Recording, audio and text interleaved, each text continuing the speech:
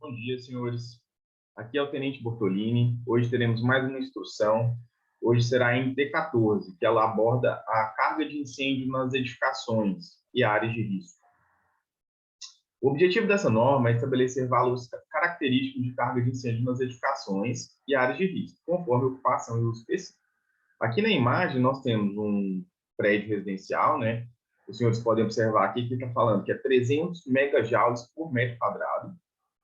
E aqui um depósito de LP, 2.100 megajoules por metro quadrado. Ou seja, aqui nós temos uma diferença grande, né, de carga de incêndio. A norma tem definições importantes.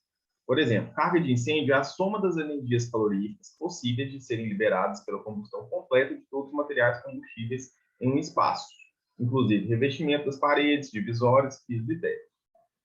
A carga de incêndio específica é o valor dessa carga de incêndio por metro quadrado, que inclusive foi aquela que estava no exemplo das imagens. Nós temos os métodos de cálculo que são estabelecidos pela norma, né, que são o probabilístico, que é o método de cálculo baseado em estudos estatísticos do tipo de atividade exercida na edificação e estudo. Esses valores já estão na NT14. O método determinístico, que é um método de cálculo baseado no prévio conhecimento da quantidade e qualidade de materiais existentes na edificação e estudo. Esse aqui a gente utiliza o anexo C, lá da norma, que ainda vou mostrar para os senhores. Ele é baseado na quantidade de material que tem na edificação e na área ocupada nessa edificação. Em regra, para a determinação da carga de incêndio, é utilizada o anexo A e o anexo B, que são os métodos probabilísticos. O anexo C, que é o método determinístico, ele dificilmente é utilizado. Aqui nós temos a tabela mostrando aqui o residencial, né, que geralmente é conhecido como A2, por exemplo, e o KNAI. O KNAI, geralmente, ele é informado, ele está vinculado ao CNPJ da edificação, né, daquela empresa.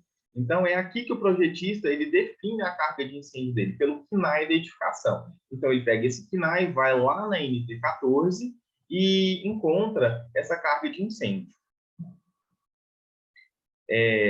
O anexo A utiliza o KNAI como uma referência da atividade desenvolvida na edificação, né, que é o Cadastro Nacional de Atividades Econômicas, e é um instrumento de padronização nacional de cotas de atividades econômicas dos critérios, enquadramento utilizados para diversos órgãos da administração tributária do país, e utiliza para a gente também.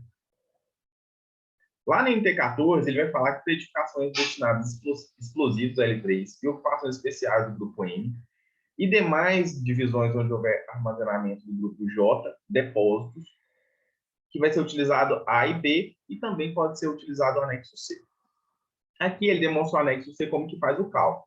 Como eu já havia falado anteriormente, vai pegar a massa do produto armazenado, vezes o potencial calorífico, que também está na tabela lá da NT14, e dividir pela área. Então, ele vai encontrar um valor aqui e vai definir o risco dessa edificação.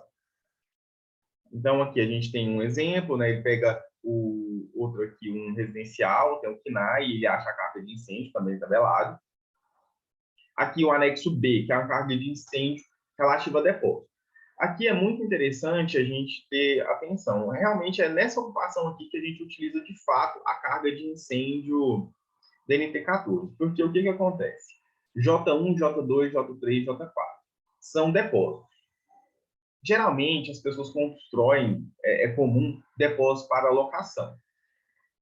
E antes de locar, o proprietário não sabe o que vai ser armazenado ali, não sabe a carga de incêndio. Pode ser um produto metálico com uma carga de incêndio baixa ou pneus com uma carga de incêndio altíssima.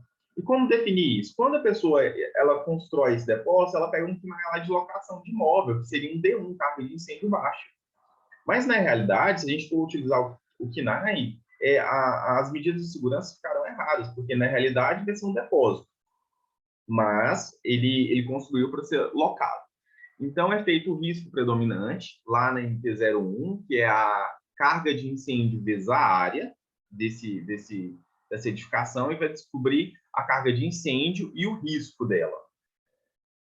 Como é feito? Como que descobre qual é a carga de incêndio para cada material armazenado? A gente vai lá na NT14. Aqui na NT14, ele vai falar, por exemplo, ele vai ter vários KNAIs. Por exemplo, comércio de a varejo de automóveis, caminhonetas e utilitários novos, C1. Aí ele tem o KNAI, esse aqui é o KNAI dele, e aqui é a carga de incêndio. Ok, esse é tranquilo de ser feito, né? Todos esses, ó, por exemplo, aqui tem vários comerciais que a gente vai passando, cada um vai aumentando. Ó, por exemplo, comércio atacadista de mercadorias em geral, a gente tem 400 megajoules. Esses são mais tranquilos. Agora, para depósito, que vai ficar um pouco mais complicado. Vamos lá em J1, 2, 3 e 4.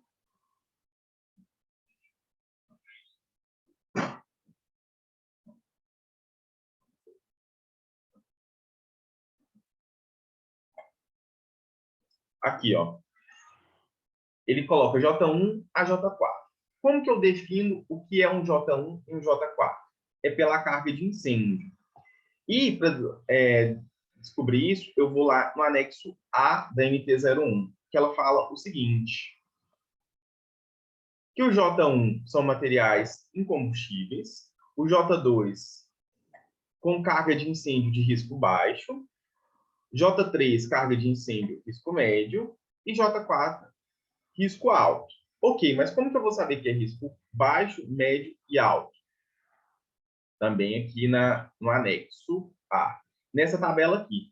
Se ele é igual ou abaixo de 300 megajoules por metro quadrado, vai ser risco baixo. Se ele tem entre 300 e 1.200, risco médio.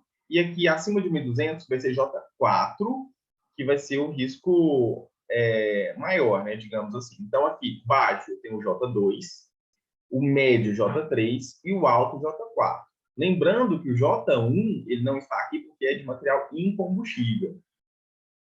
Ok, como que o projetista vai definir isso? Ele volta lá na NT14, vai lá no anexo B da norma para definir isso.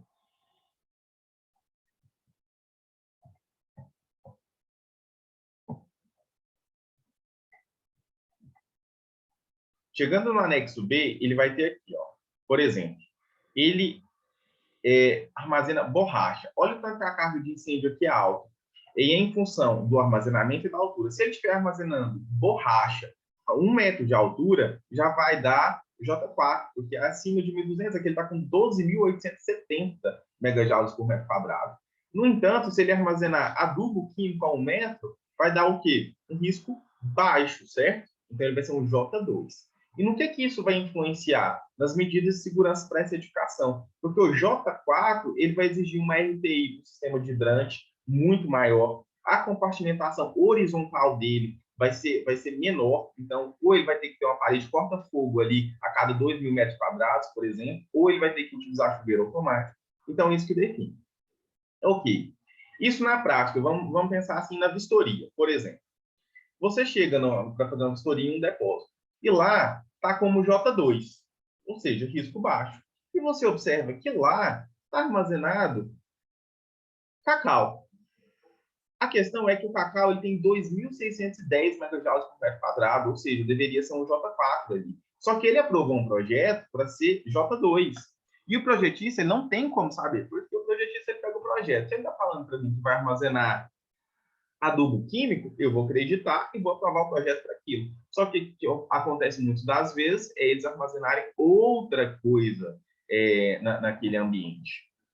Então, é muito importante o historiador olhar, conhecer o que é um J2, um J3, um J4, saber que tem diferenças nas medidas de segurança para cada edificação e desconfiar. Por exemplo, eu sei que borracha tem uma carga de incêndio muito alta. Eu sei que colchões sintéticos, por exemplo, tem uma carga, não sintéticos, tem uma carga de incêndio muito alta.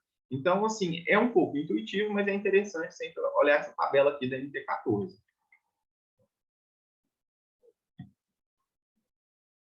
Aqui tem, na apresentação, tem alguns exemplos, ó, pneu, carga de incêndio bem alta, algodão. Aqui é a tabela lá do anexo A, que a gente define o risco. Lembrando que o risco baixo é J2, o risco médio J3 e o risco alto J4. Também isso aqui é é o anexo A da NT01. Uma observação importante aqui em relação à norma é que na NT14 teve uma atualização. Ele considera que os atacadões, como açaí, atacadão, dia a dia, eles são considerados como J4, porque eles armazenam acima de 3,7 metros. Mas, antigamente, não era assim, eles eram analisados como comercial. Então, o que acontece? Se você pegar um projeto de 2016 aprovado como C1, C2, tá certo. Ele não precisa mandar voltar a ele. Só que se ele aprovar um projeto agora, em 2021, ele vai ser analisado como J4. É importante mencionar isso.